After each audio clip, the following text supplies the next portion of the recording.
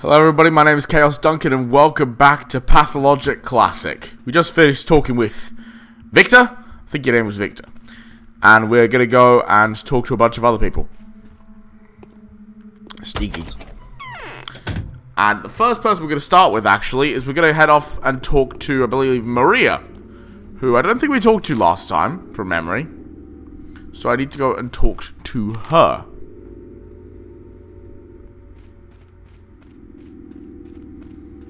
Going for a nice little walk.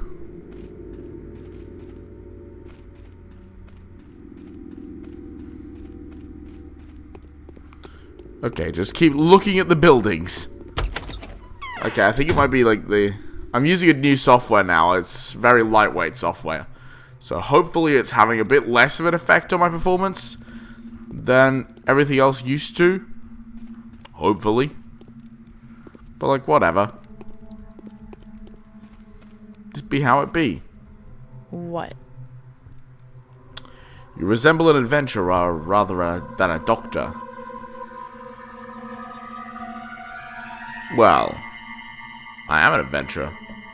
I saw you in a dream. Don't flatter yourself. My desires have nothing to do with that. I simply saw you take us all by the throat. What else did you see in that dream? I'll tell you what, and I think I can trust you. I hope that happens soon. It came from below the ground. For many years, we were burying the bones wrong. Now listen closely. The time for collusion, secrets, and alliances has come. I'm going to ask something of you.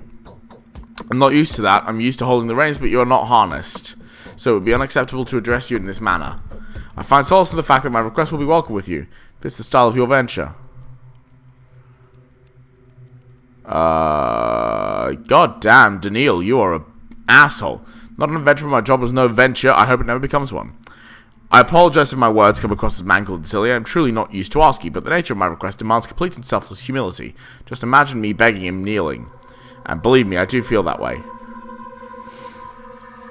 I kneel myself before a lady as charming as you. No need to kneel. What did you want to talk about?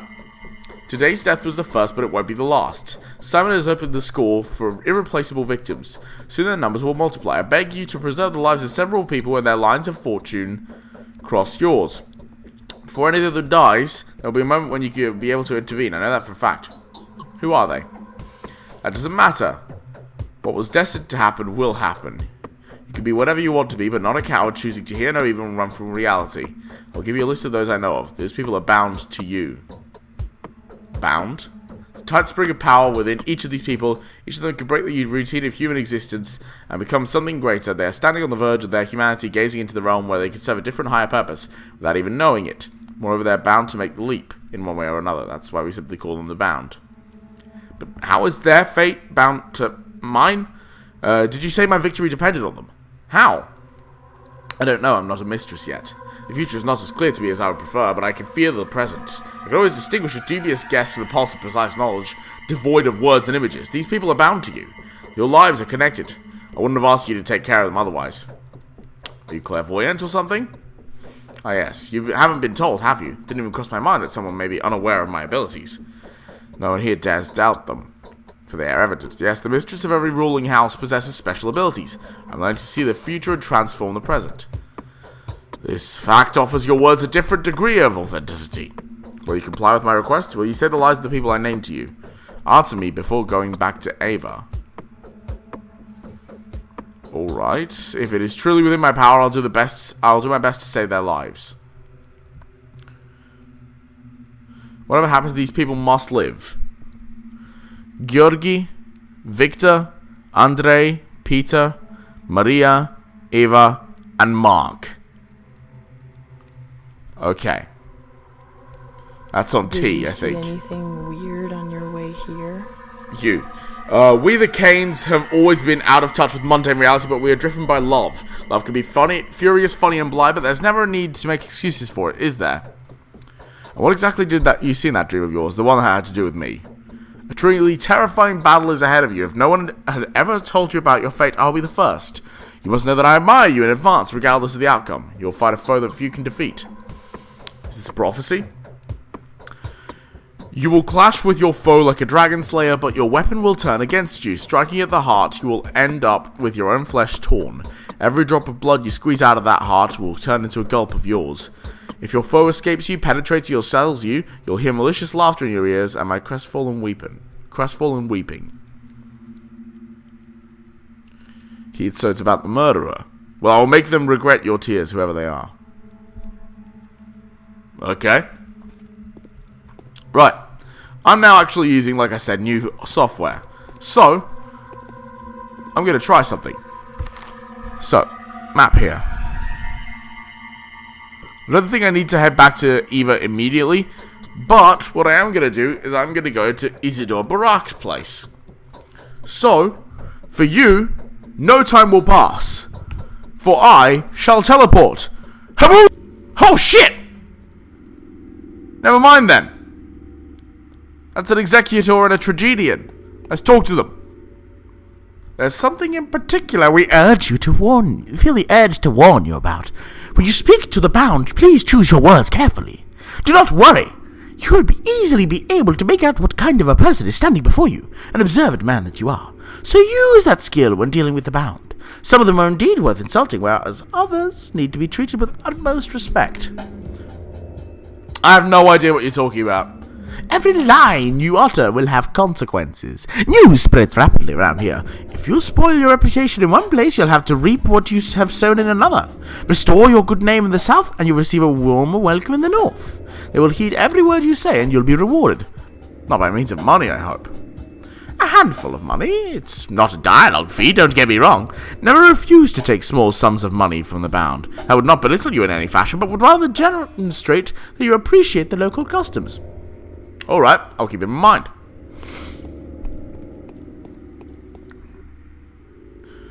This town is small and rather unexceptional, isn't it? Ah, fuck. But there are all kinds of people here. The simple folk and the more remarkable ones. The former will tell you more than they know. The latter will know way more than they're ever going to let out. Keep a close eye on them. Your victory depends on it. And who are these remarkable people? There are 20-something of them, easily distinguished by their lodgings or their presence. They are called by many names: the bound, the fated, the adherents, the gobos d'aglur, the town's circle. Simon preferred their company to any other. Why? Because it is they that will decide the fate of this town. Don't be distracted by the fact that some of them look insignificant or disreputable. They will earn their worth. You just give them time. They're the most important joints of the town. Why are you telling me all this? Each day one of them will try death by the tooth. Each will put their life at risk. Each one that dies is important. Some of them may take the keys to the victory to the grave. Mind that the keys are yours while the grave is theirs. Others will do the opposite. Don't waste your chance to condemn someone who may get in your way. How do you know what is helpful and what gets in the way? Okay, alright. Dropping you more hints would be cheating. Shutting up now. Allow me to conclude then. Each bound you save will influence your finale of your adventure. Each of them has their own goals and motives. It may so happen that those who seek a different ending survive, and then, well, you've been warned. Okay, I'll take it into account and I'll be careful. Anyway, what did I say about teleporting? Alright. Haboosh! Shoom! Fuck. Okay. We've teleported. I believe that's the house over there, so... Huh. I didn't do too badly this time. Ah, fuck. Oh no, this does not bode well. Let me in. Why can I not go in? A foul murder occurred. Oh, for fuck's sake!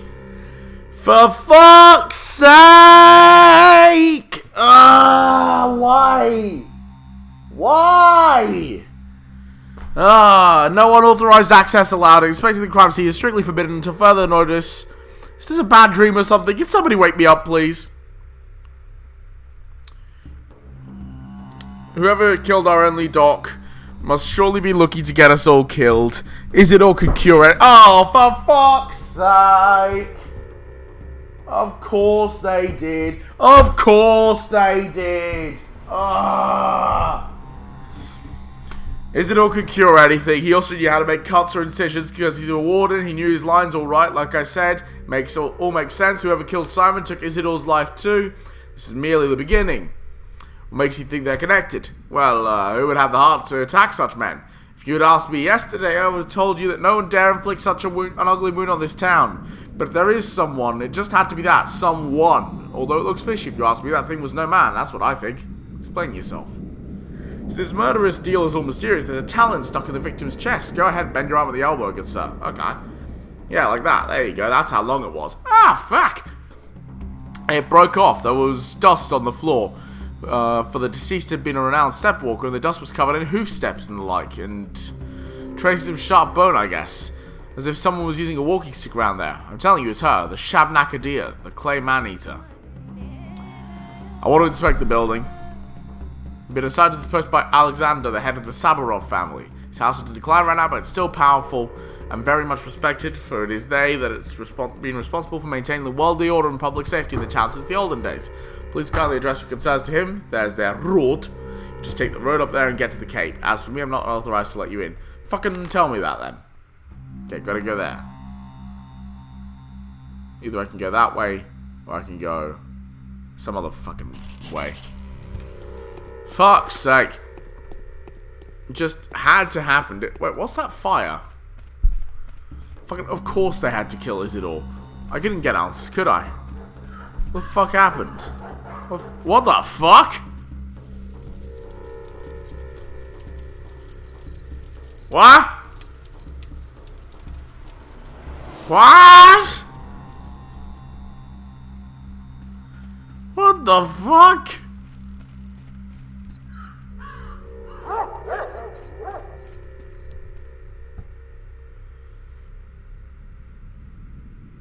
What the fuck have you done? You just burned a random person. Oh my god. And now I'm lost.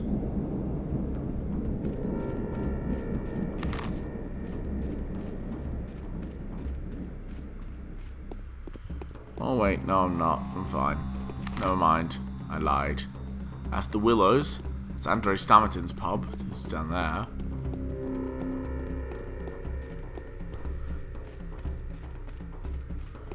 And the rod should be further up here? Yeah, a bit further of a walk. Okay, rather than teleporting here, because, you know, it's a short walk. How is everybody today? You doing good? Good. I'm glad you're doing okay. I know, man. It's a long time since we've talked, you know? I'm just... Go ahead. Talk as much as you want, man. I'm here for you. Or rather, I would be if we hadn't just gotten to the rod. So if you'll excuse me, I'm gonna go and see a fucking Sabarov. Sorry about that, guys. I thought it would be much longer than that.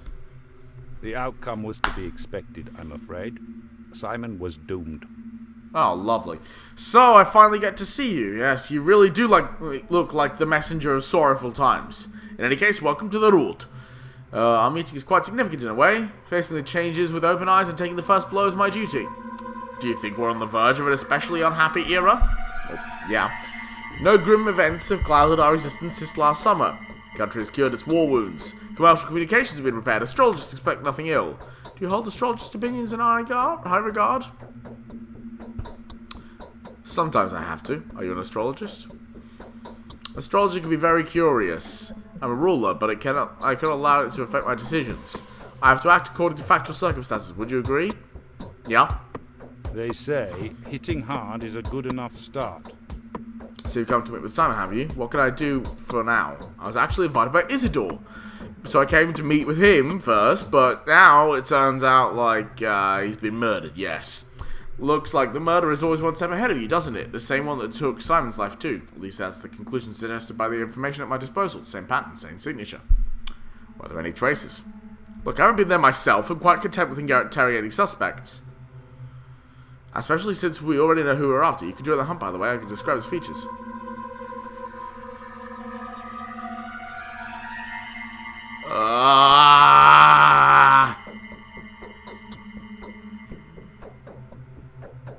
There's no need. As of now, total impartiality is my motto.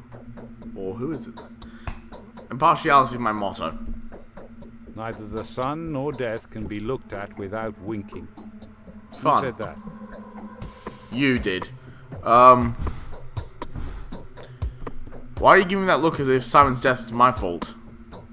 The outcome was to be expected. There's a volunteer patrolman. We usually keep around 20 of them. These are the people guarding Isidore's house. Why do you have so many? They're unrest in the dormitory. If it wasn't settled that Isidore's been murdered by his son, it was even considered the crime to be politically motivated. Isidore was prepared to take over the kin and become its leader, at least according to the information I have. What's the kin? Stone people who work in the abattoir. Many of the factory workmen and injury and patriarchal pilot hasn't changed much since the Stone Age. They look human enough, but if you look closer, they're just beasts. Believe me when I'm telling you, I'm not smarmish in the slightest, but there's always a good reason to call them that. Yes, Isidore always had the air of a person untouched by civilization. Goodness, Isidore was an educated modern man compared to them. They revered him too. He got to know modern knowledge, but never left his people. A complicated man, may rest in peace. Yes, I'm sorry about him. Don't think you're aware of the fact that Isidore came to me last night just after he returned and warned me there was some ominous events ahead of us. I took that as an unofficial warning about his upcoming takeover. So you took measures. Evidently. I've mobilized the patrols. I see what you're implying, Bachelor, but I'm not insane. Engineering Isidore's murder, as a matter of fact, a strong independent kin under Isidore's rule would have been much more useful. Why? Because that would weaken the power of the Honorable Vladislav Olgimsky. Oh, what a name. Spoke to the economy of the whole town. You'd rather see the kid as dumb and speechless hurt, and come to think of it, well, I'm sure you understand where I'm going with this. This is precisely what Georgi warned me about. What? Okay. Let's try this again. You wouldn't believe it, but his own son. The fellow came back after being away quite a while. The father sent him away to study surgery when he was but a greenhorn. Quite a lot as he learned. Huh? One of these skulls turned evil with a bone. All that for just to grab the inheritance. Wait, how? What? It's hard to explain to an outsider like you do. You believe it or such a thing as clairvoyance? Yeah. Well, you should get to know my life then. Or better yet, those who already have opportunity to witness the power of her prophecies. Former doubters, first and foremost. Rationalist. Just got something to say to you, by the way. So your wife called out Isidore's son specifically. Not specifically, no, but it all adds up. And the circumstances of Simon's death make you wonder too. Isidore's son arrived here last night. This thing's timing speaks against him. It even matches the time it takes to get from the Crucible to Isidore's house.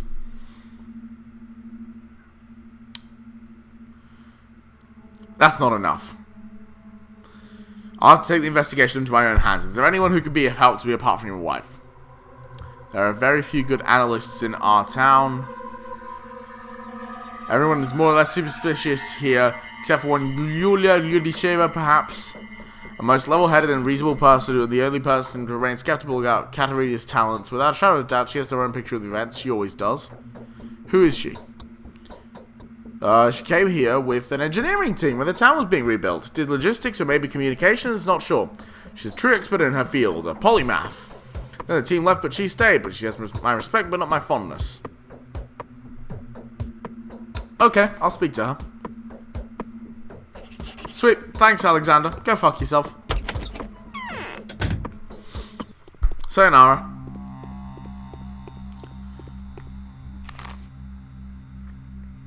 While this is also a relatively short walk, you know what? No, I'm gonna walk it. Because, you know what? I've neglected you guys. You guys, I tried talking to you earlier, but you know, we got cut off. We got interrupted by arriving at our destination. So like, yeah. Go ahead. Take all the time you need. I'm here to talk.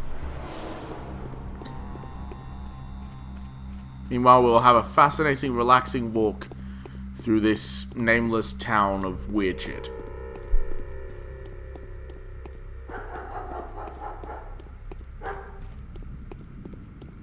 That's rough.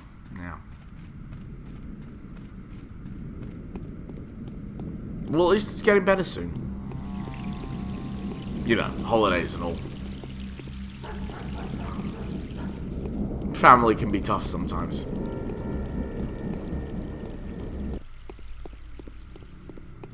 It definitely can be a struggle. But I'm glad you're doing well.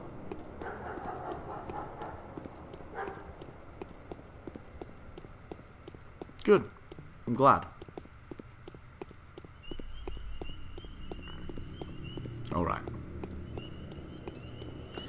We've arrived at Yulia's place. Good old therapy time. TMCR. Let's walk in and talk to Madama Lyuricheva. My chest seems to be filled with cotton wool. Fascinating. I seem to have lost any capacity for observation. My mind is out of tune. Things no longer add up. Before, I had no trouble forming a trustworthy tessellation out of the most imperceptible contingencies. Now I simply cannot get my head around it. Could it be that I'm dying? Yeah, you're definitely dying.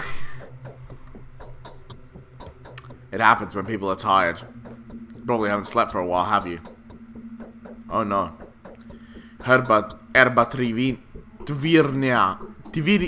Tivirinae is in bloom, I grant you, but then it blooms every year. Every year this steppe is filled with its stupefying vapors. The issue I'm having, however, has nothing to do with fatigue or perplexity. I've just lost my ability to make distinctive events coincide. Everyone has that ability. You don't seem to understand what I'm saying. Let me elucidate. A single word someone utters may precipitate the birth of their own murderer. This line of philosophizing is barely an intellectual novelty, and is particularly relevant in our neck of the woods. I sometimes feel like I could touch the notions of cause and effect with the tips of my fingertips. But now I'm being tedious, I reckon. I don't know. I'm afraid it's natural. Simon was doomed. So you've travelled all the way here, and only to find that both people you wanted to see were brutally murdered? Is that how the story goes? I do hope that your visit is not anyway related to these most unfortunate circumstances. I have to find whoever it is killed Isidore and Simon, and I wanted to ask your help. Sabarov told me you had a gift for all manner of investigative inquiry.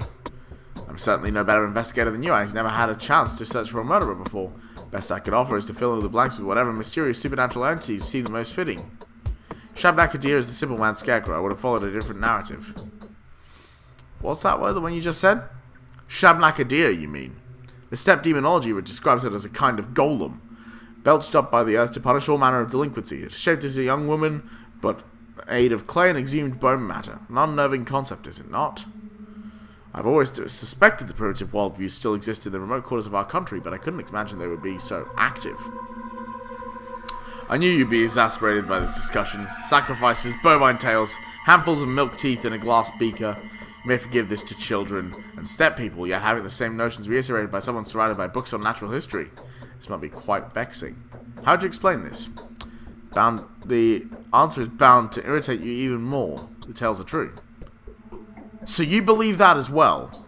I do hyperbolize a little. It is beyond debate that the Shabnakadir exists. What is dubious, though, is that the bovine tails and milk teeth offer genuine protection from her, which is to say sympathetic contrivances like this may be of some use to children and people from the steppe, but are explicitly inefficacious for someone like you and me.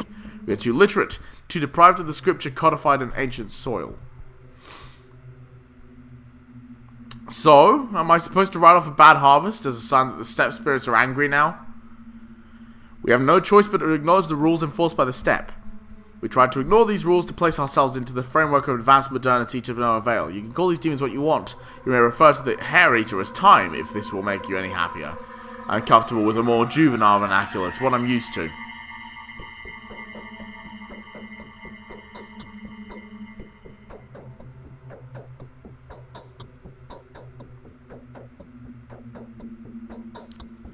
You're repeating something Isidore once told me, almost word for word. By the way, I find his murder far more infuriating than Simon's. Alright, let me suggest then that while he was in the steppe, he saw or learned something that he wanted to report to all three ruling families. Now, in this case, either of the Olginsky family should have been on his itinerary, especially since Burak was one of their own men. Really? Definitely, the Bull Project from the abattoir to the railway is controlled by the Olginsky family. If Isidore's discovery had anything to do at all with the kin, Isidore would have certainly related to Vlad. So be sure to pay a visit to the Vlomp. That's the name of the Olginsky mansion. Another fitting name, wouldn't you agree? Thank you, Yulia. Yes.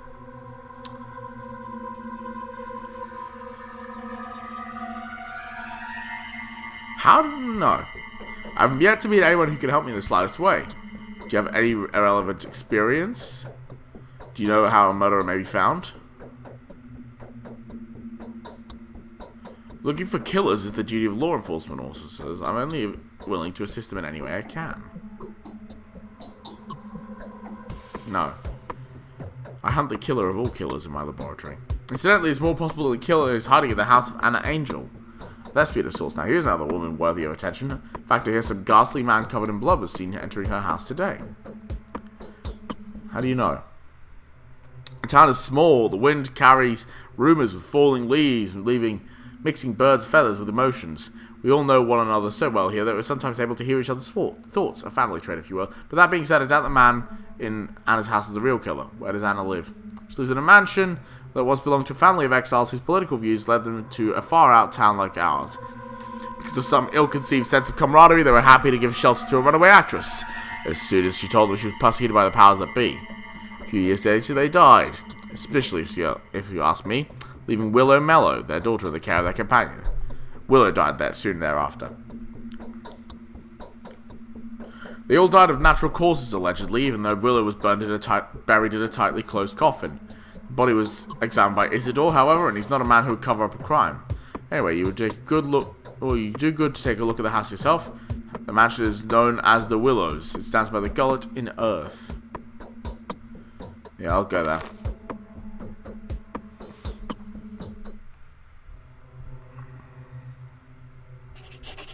I'm afraid it's natural. Simon was doomed. What do you make of all this? So I heard. What? Okay, it says, well, you try to complete the portrait of the killer's painting yours. Hilarious, is it not? The hunter becomes the hunted. However, to put it bluntly, you've become the keynote to this particular plot. The intrigue is so rich it will keep me busy for a week, if not longer than that. What would you do if you were me? If you want my advice, I wouldn't trust what our feudals tell you. A perpetual triangle of influence means that every party concerned will do their best to use their authority to their own benefit. Perhaps lower-standing people would not try to use me.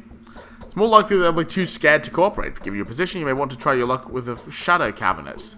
The local nobility, the women of influence. They know much more than the simple townsfolk. They care much less than the families in power. Who are they? Lady aristocrats, such a way of saying it will be strictly... will be of relevance strictly within the specific context of values and perceptions characteristic of a backwards whole like ours. Catches that the aristocracy is not defined by birthright here, rather the status is granted by the degree of enigmatic fascination that a woman is possessed of. Questionable background, audacity of demeanor, you know, that sort of thing. Who might they be? Lara, Eva, yours truly, and Maria. I wouldn't listen to Katerina. Her morphine habit has turned her into a walking corpse. The others, however, are liable to deceive. You don't like being lied to, do you? I can't stand it. I see. Perhaps you like to be played with, then. Less so. Maria is your best bet, then. She's too arrogant to lie and too respectful to dare play with you. You should value the affection of someone this proud, but I digress. What is your intended course of action? I'll